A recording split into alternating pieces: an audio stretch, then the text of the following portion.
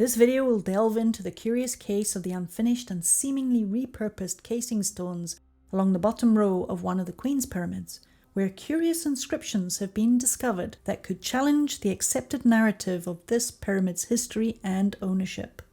I am genuinely excited about the content of this video.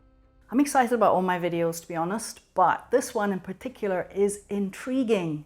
I've told all my friends about it, but they all seem to just glaze over when I start talking about anything to do with ancient Egypt.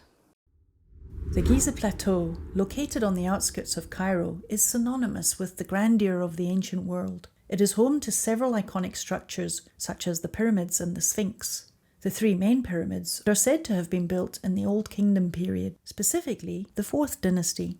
There are also a number of lesser-known pyramids on the Giza Plateau. Among these are the 3 satellite pyramids, known as the Queen's Pyramids, which are situated to the east of the Great Pyramid and are dedicated to the queens and royal women of the 4th dynasty.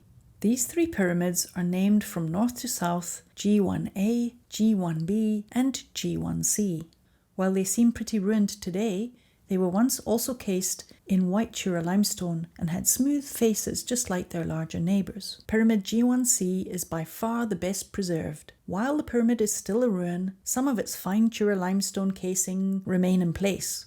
However, according to George Reisner, the construction of this pyramid wasn't finished. The reason he believes this is there are still traces of construction that was in progress on the bottom rows of stones. But on inspection, I could clearly see that some of the casing stones in the bottom 2 courses on the south side of this pyramid remain in their raw, undressed state.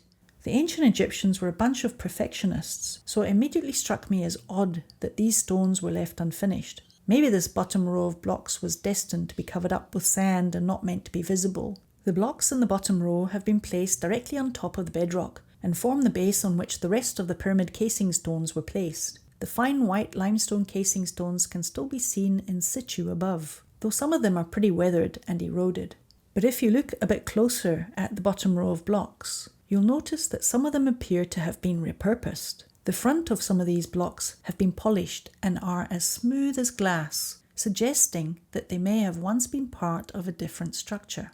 And even more intriguing, a couple of blocks, like this one for example, have these odd protrusions on the front, leaving no doubt that this block once formed part of something else before it was recycled for the base of this pyramid. This begs the question, what structure did they originally come from? This pyramid is said to have been constructed by Khufu in the 4th dynasty. If this is the case, why was he using recycled blocks of limestone for the base of this pyramid? And if the structure these blocks originally came from was being repurposed in the 4th dynasty, how old was that structure? And when was it originally constructed? And by whom? The truth is, I have no idea. I couldn't find any research offering an explanation for these recycled limestone blocks at the base of Pyramid G1C, so they're a real mystery. It was only when looking through my photos on a big screen after I got home from my trip that I noticed something else. On this block here, you can see a symbol drawn in red ochre, a circle with a dot in the middle. This was clearly added after the block was quarried, and we can also see some evidence of tool marks on this stone.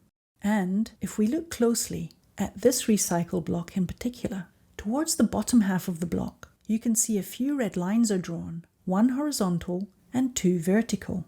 It's clear to me just by looking at them that these vertical lines would have extended past the edges of this block. The implication of this is that these lines were drawn on the original structure before it was broken down and the block was recycled, and this is significant given the age of this pyramid. But if that wasn't exciting enough, there are also 2 tiny mysterious inscriptions just visible above the sand at the edge of the left curve. These inscriptions are possibly masons' marks left by the workers at the time these blocks were repurposed. Could they shed light on the mysterious history of this stone? The reason I'm excited about these marks is that they look like hieratic script, and if this is the case, these symbols' orthography could shed some light on when these stones were recycled, and this may have wider implications for this pyramid.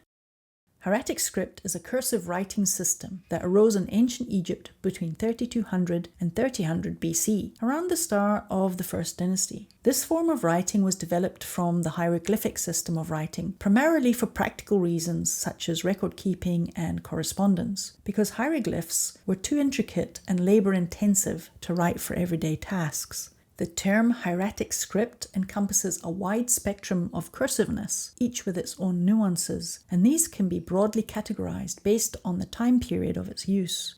The implications of these tiny inscriptions I found on this recycled casing stone of Pyramid G1C are significant, as they could possibly confirm the timeline of this pyramid's construction. If these symbols are indeed representative of Old Kingdom hieratic script, this would anchor the pyramid's construction to the Old Kingdom, validating the prevailing theories. If these symbols stem from a different era, this would throw a pyramid-shaped spanner squarely in the assumption that these satellite pyramids were the burial tombs for 4th Dynasty queens. Not only would we have to revise the ownership of these pyramids, but that would also raise the question, who built them? But I'm getting ahead of myself here. I think these marks are indeed from the Old Kingdom. The reason why I think this is we have an example of symbols found in the Great Pyramid which are said to be from the Old Kingdom. I'm referring to the mason marks discovered in the chamber behind Gantenbrink's door at the top of one of the Queen's chamber shafts. If you're not familiar with these marks, let me catch you up. In the early 1990s, a German engineer named Rudolf Gantenbrink sent a small state-of-the-art robot up the southern shaft in the Queen's chamber. It came to a stop at a door with 2 metal braces about 60 meters into this unexplored tunnel. In 2002, another robot was sent up the same shaft with the purpose of drilling a small hole in the door, but all the researchers could see through the hole was another stone slab behind it. Investigations picked up again in 2011 with a newly designed robot named Jedi, which had a fiber optic camera capable of viewing around corners. The camera was small enough to pass through the hole drilled in 2002, and this allowed the researchers to view the interior of the chamber beyond the door. That's when they discovered some inscriptions made in red paint on the floor of the tiny chamber. Egyptologists actually do agree that these red markings are masons' marks made by the workers during the construction of the pyramid, meaning they're unmistakably ancient.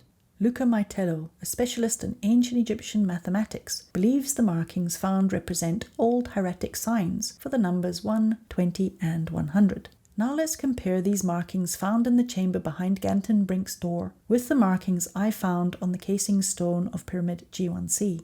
That first symbol looks pretty similar to the marking that, according to Maitello, represents the number 20.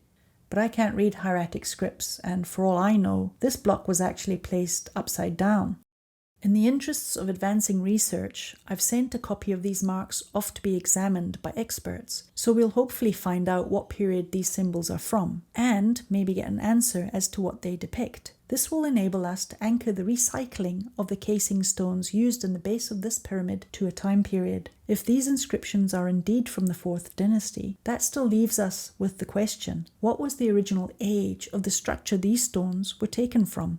We just have to sit tight and wait until we have the answer before drawing any conclusions.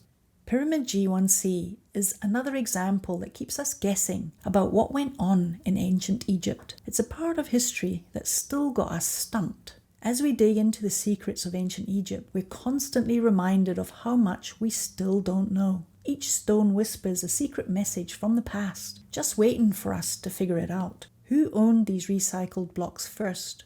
When was the original structure that they came from built? And what was its purpose? Hopefully we'll one day get closer to an answer, but for now, these stones are just leftovers from a time we've forgotten about, and their real history has been swept away by the desert winds. Who knew that a pile of rocks could be so exciting? I'm really keen to hear your thoughts. This isn't an easy problem to solve, so it's going to take some time. If you've been to the Giza Plateau and visited the pyramid, dig out your photos, have a look.